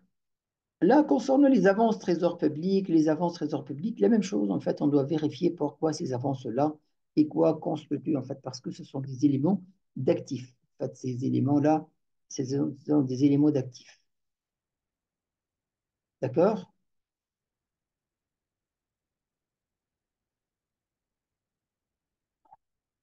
Très bien. Là, vous voyez, en fait, on a défalqué au niveau de compte de bilan, on a défalqué entre les comptes débiteurs et les comptes créditeurs. Tous ces comptes-là sont des comptes débiteurs et on doit s'assurer qu'ils ne sont pas surévalués. Là, ce sont des comptes créditeurs. Donc, ce sont des comptes créditeurs, c'est-à-dire les comptes que l'entreprise elle devrait reverser donc, à l'État. Et là, on trouvera État, impôt sur le bénéfice, retenu à la source, les retenues à la source réalisées, les TCL, TCL, TFP, Prolos, TVA, et ainsi de suite. Comme je vous ai dit, normalement, ces données-là, ils doivent correspondre à la déclaration du mois de décembre. Normalement, ces soldes-là, tous ces soldes-là doivent correspondre à la déclaration du mois de décembre. S'ils ne correspondent pas à la déclaration de décembre, donc on doit justifier ces comptes-là, on doit demander justification de ces comptes-là.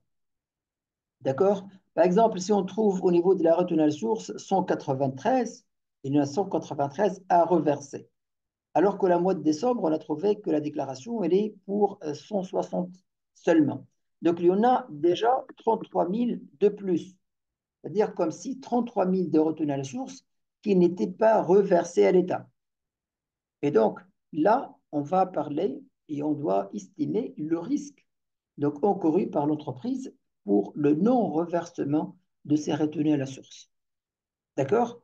Donc, le retenu à la source, donc ces comptes de bilan, de comptes de crédit, ils doivent figurer, ils doivent correspondre à la déclaration du mois de décembre. S'ils s'ils ne correspondent pas au mois de décembre, qu'il y en a des dettes qui n'étaient pas payées, qui n'étaient pas liquidées, le commissaire aux comptes doit penser à ce qu'on appelle les provisions pour risques et charges, provisions pour pénalité de retard concernant les montants qui ne sont pas justifiés. D'accord? Là, concernant les comptes de charge, là, on doit évaluer vraiment, donc on doit faire attention à tout ce qui est évolution non significative. Par exemple, là, vous voyez, le compte amende des pénalités, il a passé de 7 000 à 33 000. Et là, en fait, on doit vérifier pourquoi en fait, cette évolution. Est-ce que ça correspond donc par exemple, des problèmes de, de contrôle interne, problème de procédure au niveau de déclaration, qu'on est en train, par exemple, de déposer nos déclarations en retard, ou bien de quoi il s'agit exactement. Il peut s'agir aussi, par exemple, d'une taxation d'office ou bien en fait, on doit voir de quoi il est composé ce compte amende et pénalité. Donc, TCL, FOPROLOS, droit d'enregistrement, c'est tout ça, en fait, des taxes, qu'on doit les comparer avec les tableaux récapitulatifs, en fait, euh, avec le tableau qu'on a vu tout à l'heure. Voilà, avec ce tableau-là. D'accord? Donc, ça, c'est le total des charges, par exemple, TFP. Voilà. Vous voyez là? Ça, c'est le total des déclarations payées. Par exemple, là, au niveau des déclarations, on a déclaré 16 551. Normalement, on doit trouver au niveau des... hein, voilà. TFP, voilà. Vous voyez là, en fait, c'est 20 000. Non, c'est pas ça. On le charge. TFP. Vous voyez, le TFP, là, il est 34 000, mais au niveau des déclarations, il n'a que 16 000. Et aussi, la FOPROLOS, il y en a 8 273. Et au niveau de la comptabilité, il y en a 21 000. Et donc là, avec les tableaux qu'on a vus tout à l'heure, la comparaison pour ces charges et pour les soldes, pour la partie donc, déclarée et les charges au niveau de la comptabilité, on doit vraiment donc, trouver donc, une correspondance entre les deux. Sinon, donc, il doit être justifié.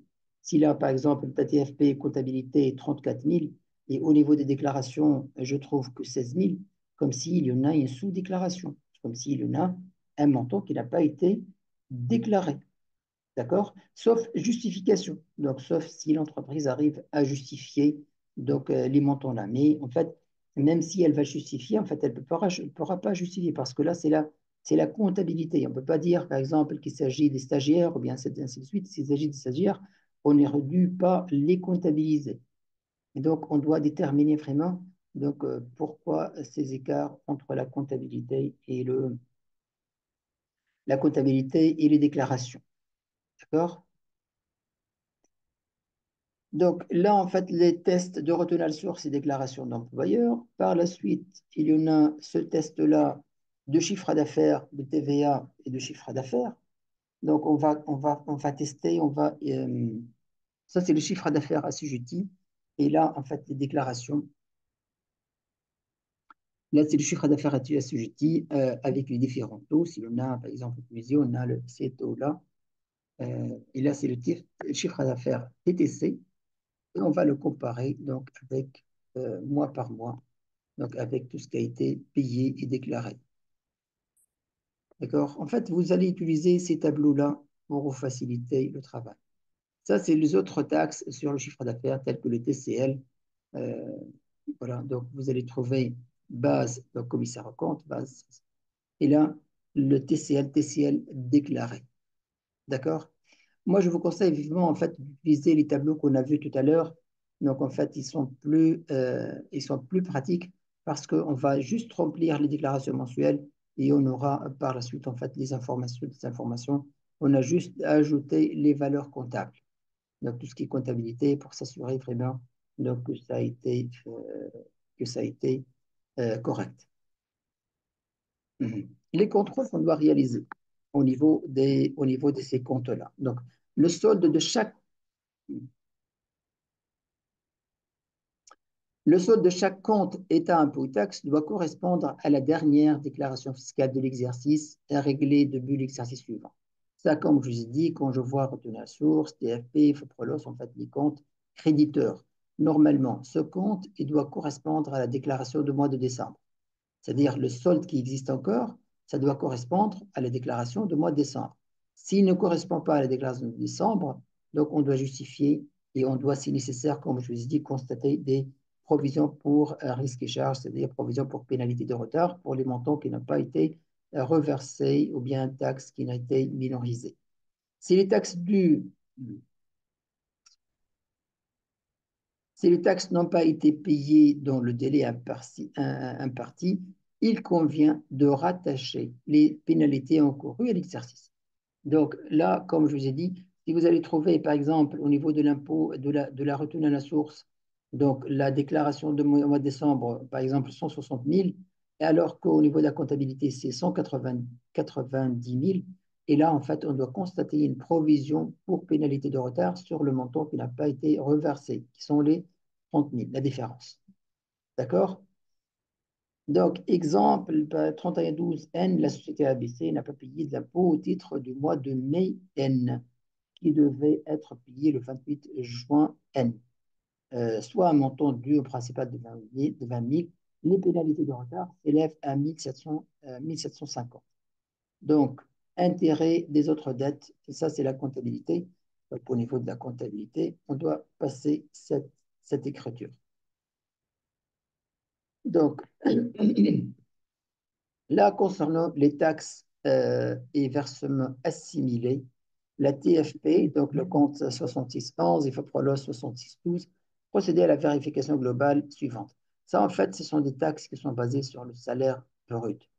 Et là, en fait, par exemple, en Tunisie, on en a ce qu'on appelle restourne sur TFP. Ce sont les actions de formation réalisées en intra-entreprise et qu'ils ont eu l'accord auprès de l'organisme compétent pour qu'il se soit déductible. Là, en fait, je ne vais pas trop détailler parce que vraiment, c'est un peu spécifique à la Tunisie. Taxe sur les véhicules, par exemple, ces taxes sont facilement rapprochées au parc automobile de l'entreprise. Donc, on peut le rapprocher ça directement avec le parc automobile. Et ça, ce sont des taxes qui varient selon la puissance fiscale des véhicules. Donc, on va mettre les véhicules dont on dispose avec la puissance fiscale. Théoriquement, qu'est-ce qu'on devrait payer? Réellement, qu'est-ce qu'on a payé? Et on peut rapprocher. Détermination de l'impôt sur bénéfice dans certaines, une certaine anomalie fiscale. En fait, pourquoi en fait, on détermine l'impôt sur le bénéfice? Parce que l'on a des divergences entre la loi fiscale et la loi comptable. Et donc, il y en a des limitations dans la déduction de certaines charges. Et il y en a aussi, par exemple, l'exonération de certains produits. C'est pourquoi on devrait réaliser donc, ce qu'on appelle un tableau de détermination de résultat fiscal à partir de résultats comptables en réintégrant donc des charges qui ne sont pas admises en déduction et en déduisant des produits qui sont exonérés. Et après détermination de résultat fiscal, on doit calculer la charge de l'impôt. Donc, on va utiliser le compte 69, impôt sur le bénéfice, et on constate en fait là, les acomptes provisionnels sont les avances qu'on a payées et on doit créditer le compte impôt à liquider. D'accord? Là, c'est le volet fiscal. Et le volet fiscal, en fait, on le termine comment, en fait, après, comme je l'ai dit, c'est quoi? On rapproche la comptabilité avec les déclarations. Si nécessaire, si on se trouve que l'entreprise elle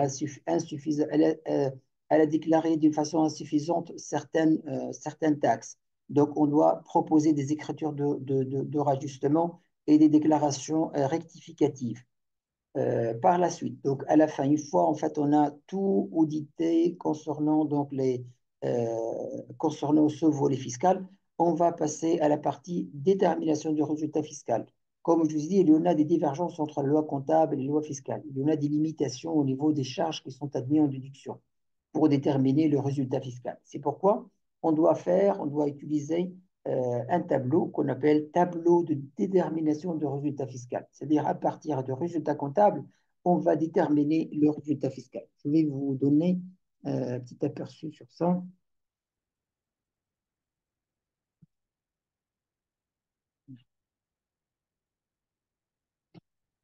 Et ça, en fait, c'est propre, spécifique en Tunisie, parce qu'en fait, certainement, donc, chaque pays, il a des particularités. Là, qu'est-ce qu'on doit faire? Donc, on doit commencer avec le résultat comptable. Par exemple, on a un bénéfice comptable de 100 000.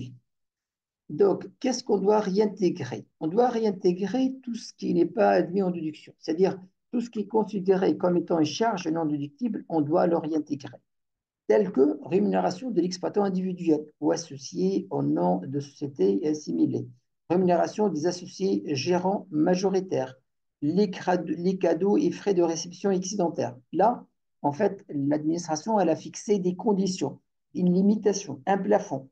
Donc, tout ce qui dépasse ce plafond-là, on doit le réintégrer. Les commissions, courtage, ristournes commerciales ou non, vacations honoraires non déclarées, tout ce qui n'a pas été déclaré, il n'est pas considéré comme étant une charge non déductible. Il est considéré comme étant une charge non déductible. Les charges relatives aux résidences secondaires, avions et bateaux de plaisance, ne font pas l'objet de l'exploitation. Ils ne sont pas considérés comme étant des charges déductibles. Les charges relatives aux véhicules de tourisme de puissance supérieure à 9 chevaux. Donc, toutes les voitures donc, qui dépassent les 9 chevaux, donc les charges relatives à ces voitures, ils ne sont pas admis, même tels que même les amortissements. Et ainsi de suite, en fait, on va voir en fait plusieurs donc, dons et subventions excédentaires. Par exemple, là, il y en a des limitations au niveau des dons et subventions.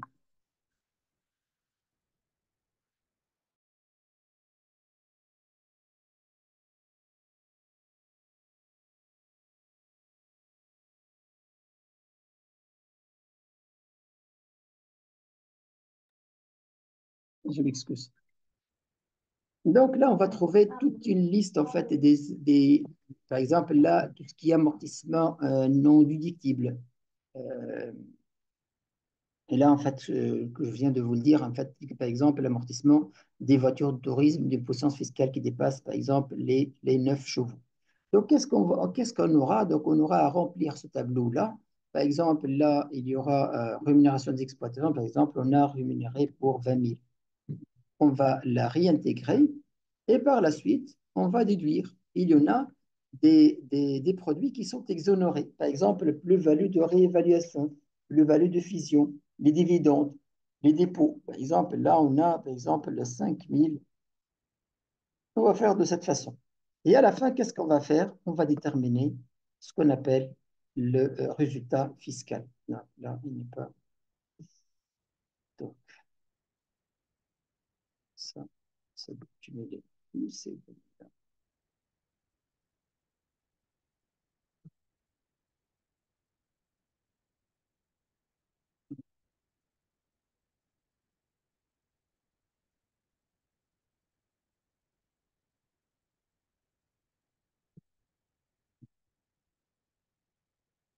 Et à la fin, on va déterminer le résultat fiscal qui est égal au résultat comptable plus les réintégrations moins les déductions. Voilà. Et donc, vous voyez, nous étions donc avec un résultat fiscal de 100 000, de résultat comptable de 100 000, et là, on est avec un résultat fiscal de 115 000. Et là, sur la base de ce résultat fiscal, on va appliquer l'impôt. Par exemple, impôt, IS, impôt, impôt sur la société. Vous voyez, en fait, notre base pour déterminer l'impôt sur la société, c'est le résultat fiscal et non pas le résultat comptable. Supposons qu'il est de 15%. Et donc, on aura IS de ça fois 15%. D'accord? Donc, on a un impôt à payer pour 17 250 et on va passer l'écriture, par exemple, là, on a un compte 69. Donc,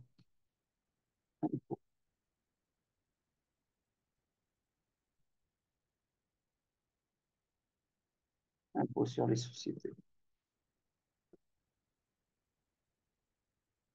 On va passer un compte de 43 étapes.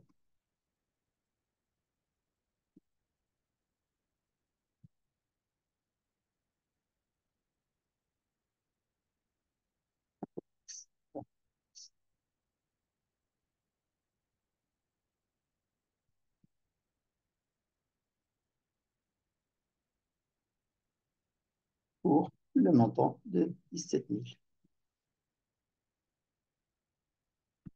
D'accord? En fait, je vais vous envoyer un document qui est très riche, en fait, qui contient, là, il est particulier, en fait, il est spécifique, donc, voilà.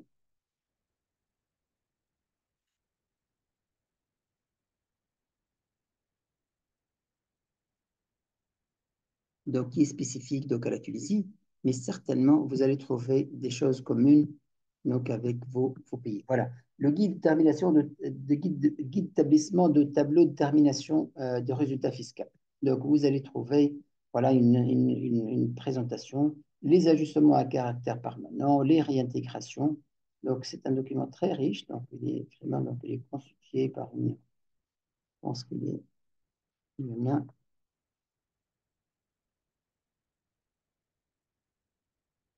il y en a 80 slides. D'accord? Donc ça aussi, je vais vous l'envoyer. Très bien. Une fois, en fait, on a terminé tous ces modules-là. Donc, on a finalisé, donc, on a terminé donc, avec le module fiscalité. Il y aura la dernière étape. En fait, après tout ça, on va faire, on va donner des écritures d'ajustement. On va demander les écritures d'ajustement donc, pour chaque partie qu'on a auditée. D'accord? Et à la fin, en fait, on va demander donc le comptable de l'entreprise de nous éditer une balance définitive. Donc, la balance définitive qui va être éditée, on va la réviser, on va la voir. Donc, est-ce que vraiment elle tient compte de tous les ajustements donc, qu'on a demandé? Et donc, là, on va passer à une autre étape qu'on appelle l'établissement des états financiers. Donc, je vous ai préparé donc un document. Voilà. Donc, j'ai appelé guide d'établissement des états financiers. Vous voyez là, en fait, vous essayez, en fait, chacun de vous, d'adapter le plan comptable. En fait, qu'est-ce que j'ai pris? J'ai pris le plan comptable. Le plan comptable, je l'ai mis dans cette colonne-là. Ça, c'est le plan comptable avec les comptes. Là, j'ai mis tout ce qui est sous-famille. Et par la suite, par exemple, la capitaux propre, famille, donc capitaux propres. La classe, c'est la classe 1. L'ordre dans les états financiers, par exemple, le capitaux propre, c'est l'ordre donc 1. La grande famille capitaux propres. L'état financier, donc on va trouver par exemple là l'état financier, donc le bilan et l'état de résultat. Les grandes familles, on va trouver donc actifs, capitaux propres ou l'état de résultat, capitaux propres et passifs. L'ordre, là, on va trouver donc l'ordre. Et là, en fait, les actifs, je vous ai mis en fait tableau de correspondance. Ça, c'est un extrait. Et là, en fait, c'est automatique. Donc là, en fait, pour chaque rubrique, par exemple, là, immobilisation incorporelle, immobilisation donc incorporelle, celle-là, on va mettre les comptes 211, 212, 213, 214, 216, 218, 231, 237. Et là, en fait, tout ça, ça a été ajouté dans ce tableau-là. D'accord? Et donc, vous allez ajouter, par exemple, si là, je mets, par exemple, immobilisation.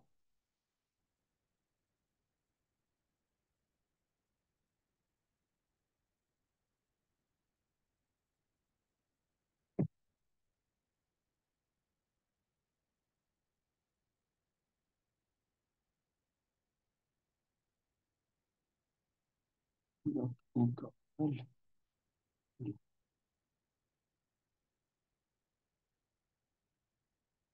Voilà. Vous voyez là, en fait, les plans comptables. Donc, il y en a 211, 212, 213, 214, 16, 18, 31 et 37. Donc, ce sont les mêmes comptes qui sont prévus là. D'accord? Et donc, comme je vous ai dit, en fait, votre effort, c'est quoi? c'est d'adapter, vous allez mettre donc le plan comptable de cette côté-là et vous essayez en fait de compléter les autres colonnes. Et si vous trouvez des difficultés, je peux vous aider en fait à adopter ce document-là donc, selon votre pays. Et là, en fait, l'objectif, c'est quoi? L'objectif, là, en fait, quand on va mettre donc notre balance, quand on va ajouter notre balance, et qu'il y aura des chiffres là, dans cette colonne-là, ce sont les chiffres de la balance, on pourra en avoir les états financiers directement. Donc, par exemple, là, j'en ai l'état financier, le bilan, la partie actif. Donc, il va prendre, vous voyez, en fait, il a classé par ordre comme je l'ai demandé. Ça, l'ordre 1. Là, en fait, c'est l'ordre dans les états financiers. La colonne que vous voyez là. Ordre dans les états financiers, donc 1, 2, 3, et ainsi de suite.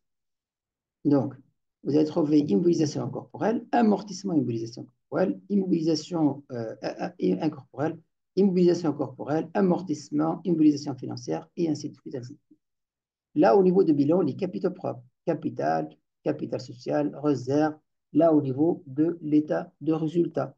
Et donc, si je mets des chiffres là, devant chaque compte, mes états financiers seront automatiquement réalisés. Donc, je ne vais pas en avoir difficulté à éditer mes états financiers.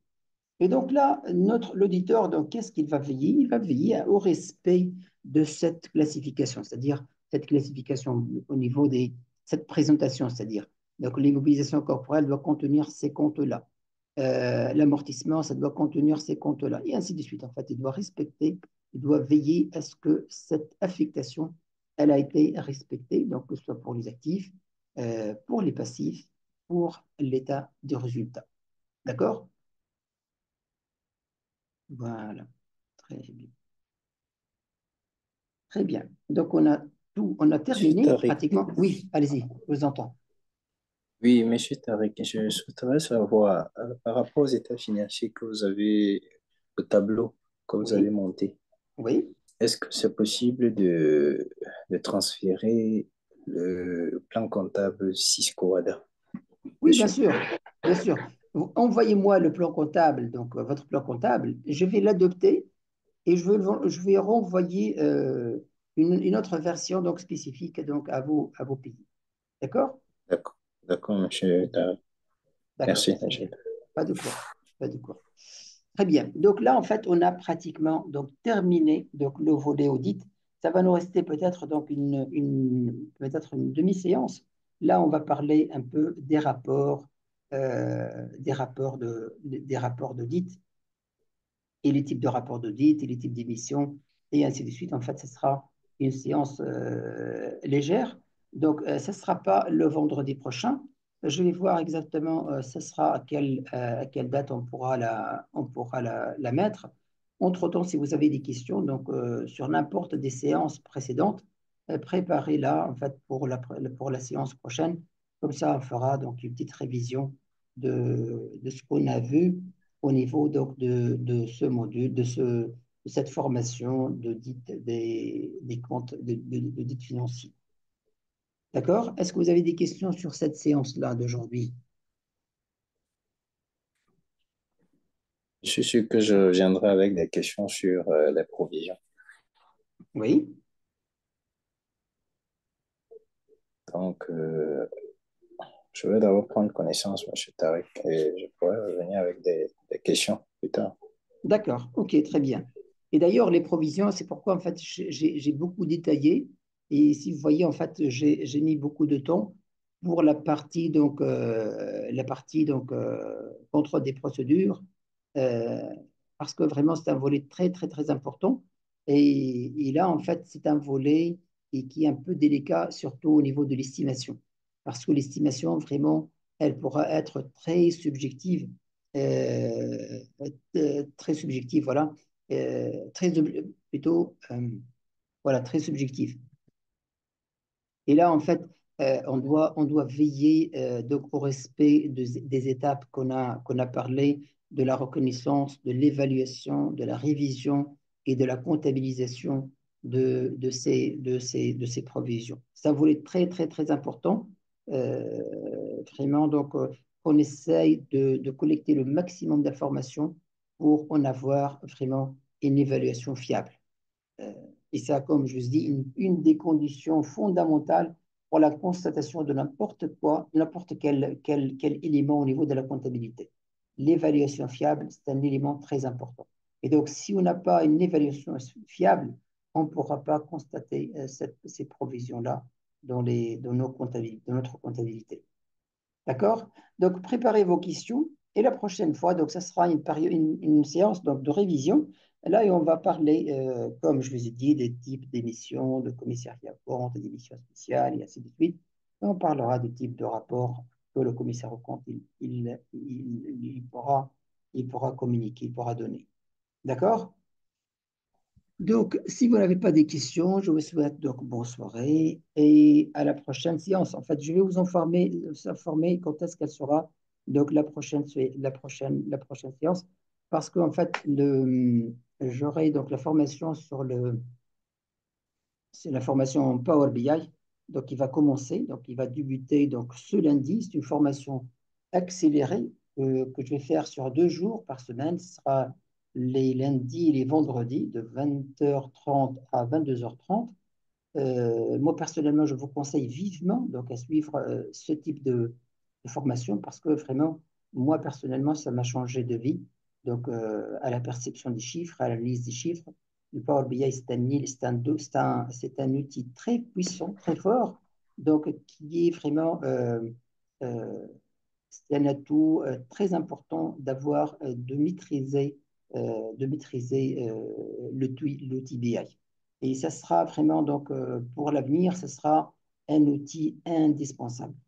Un outil très fort, très puissant. Moi, je le dis toujours, il est au moins 100% plus fort que les Excel. Et c'est un outil, en fait, qui va vraiment donner une compétence très appréciée donc, au niveau des sociétés, au niveau de recrutement, au niveau de CV, parce que c'est une compétence là où vous allez travailler sur des données vivantes, et non pas en fait des données statiques ou des anciens données. Vous serez capable de visualiser des informations, vous serez capable d'établir des KPI, des indicateurs de performance, et de les suivre, de détecter les anomalies, ainsi de suite. C'est un outil très puissant que je conseille vivement, donc, que ce soit avec la mienne ou bien avec d'autres formateurs, d'assister de ce type de formation. Malheureusement, il n'est pas très connu, donc il y en a beaucoup de gens qui ne connaissent pas en fait le Power BI. Moi, personnellement, je l'ai connu depuis près de 10 ans, donc que je l'ai utilisé donc, dans une société multinationale que j'ai travaillé, donc une société française, qui nous a donné cet outil-là pour travailler. C'est un outil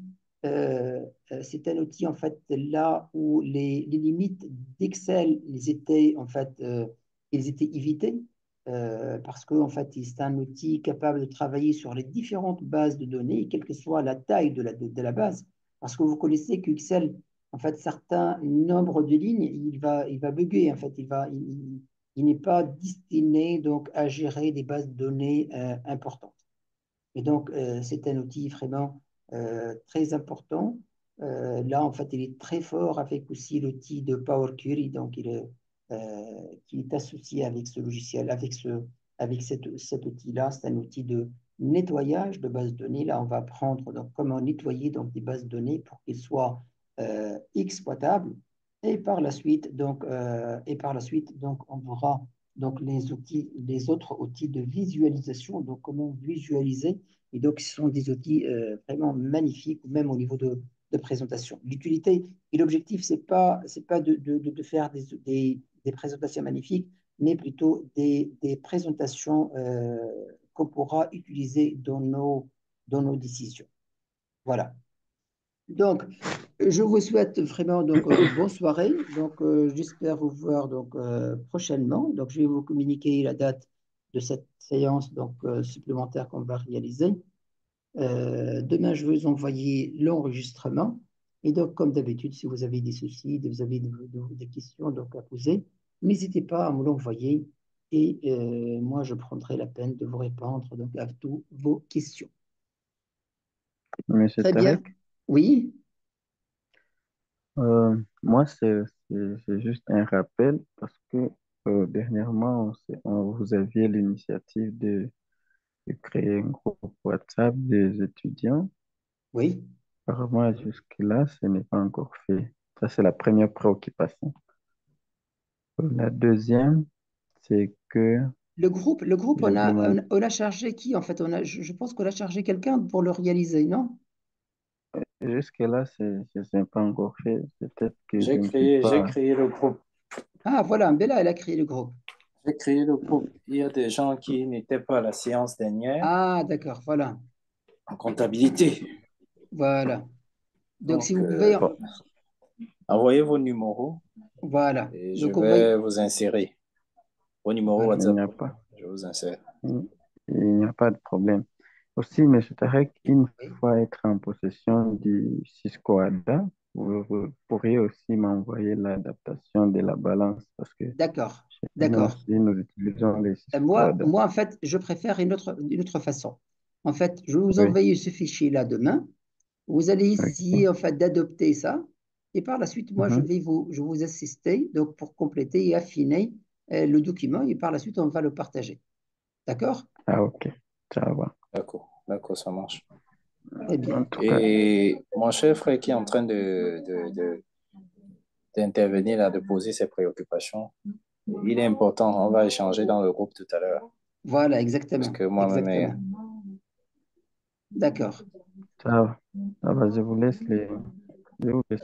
Vous, Voilà, que exactement. tout le Pour monde ceux qui est qui là, n'étaient- voilà, que tout le monde qui n'était pas là à la séance de la voilà. comptabilité, Envoyez mercredi, votre numéro laisse WhatsApp. Voilà, laissez notre votre numéro numéro. WhatsApp. Comme ça, Mbella, il va prendre la peine, en fait, de vous ajouter. D'accord?